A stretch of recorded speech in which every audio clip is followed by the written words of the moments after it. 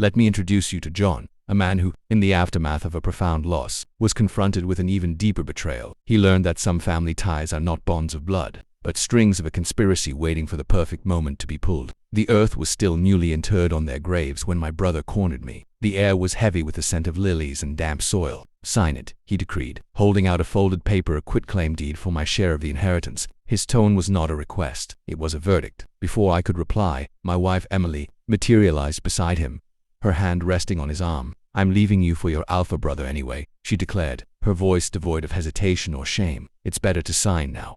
Her expression was arrogant. His was one of absolute certainty. They were the perfect, chilling alliance. I didn't speak. I simply observed the two of them, their proximity. The shared Smirked filed a moment away. The lawyer called us inside for the reading of the will. That's when the entire dynamic shifted. Infidelity was one thing. Collusion over my parents' deathbed wishes was an entirely different degree of betrayal. They sat together at the long oak table like a royal couple. I sat across from them, my chair feeling colder and harder. I replayed her words at the graveside, how easily she had used alpha, as if she had been waiting for an opportunity to deploy it, and the way my brother's hand lingered at the small of her back. The lawyer cleared his throat and began, his voice steady over the low hum of the heating vents. They weren't listening to him. They were watching me. I knew this wasn't sudden. It had been meticulously constructed. My parents had been gone for barely a week, and they had already maneuvered their pieces into position. I caught the gleam in Emily's eyes when the lawyer mentioned my name in connection with the estate, for her ownership was never the goal, only extraction. I maintained an even breath,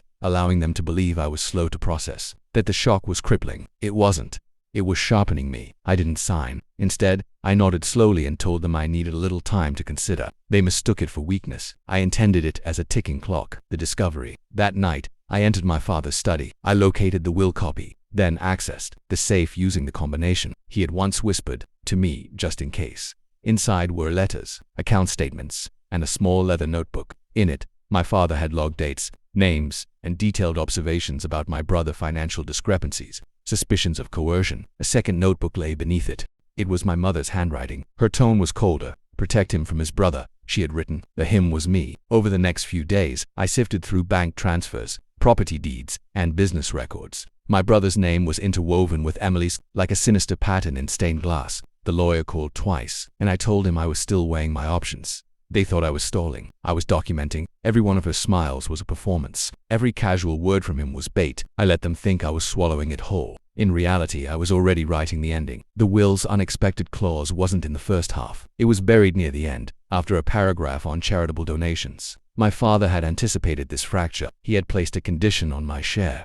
If either of my heirs or their spouse engages in collusion with another heir against me, the entire estate defaults to a trust solely under my control. The proof. Anything I could produce that demonstrated intent. And I had more than proof. I had their words. I had the notebooks. The resolution. I arrived at the lawyer's office early for the final signing session. I sat at the table and waited. They came in together, smiling and confident. I slid the leather notebooks across the table to the lawyer. "Add this to the file," I said. My wife reached for them. I didn't stop her. She opened one, read the first page, and froze. My brother's face went pale. I said nothing. Silence was enough. The lawyer read the clause aloud, slowly and precisely. Then he looked at me. "Do you wish to invoke it?" I didn't look at them when I answered. Yes, their voices tangled. Together denials, excuses, and accusations at each other. I kept my eyes on the lawyer. "Execute it," I said. The sound in the room shifted. Their power evaporated in seconds. It wasn't rage on their faces now. It was the chilling realization of losing everything they had conspired for. I stood and buttoned my coat. "You both wanted what wasn't yours," I said quietly. "Now neither of you have anything." I left them there, two predators caught in their own trap, grasping at each other for equilibrium as the floor fell away. The trust papers arrived a week later. My parents' estate was intact, held in my name. I felt no sense of triumph, only a profound stillness. I never spoke to Emily again. My brother sent one message, a single line of profanity. I didn't reply. Their absence feels cleaner than their presence ever did. The graves are quiet now when I visit. No footsteps approach, no voices demand. They thought they were the alpha, but wolves that turn on their own don't rule the pack. They get left behind, and I never look back.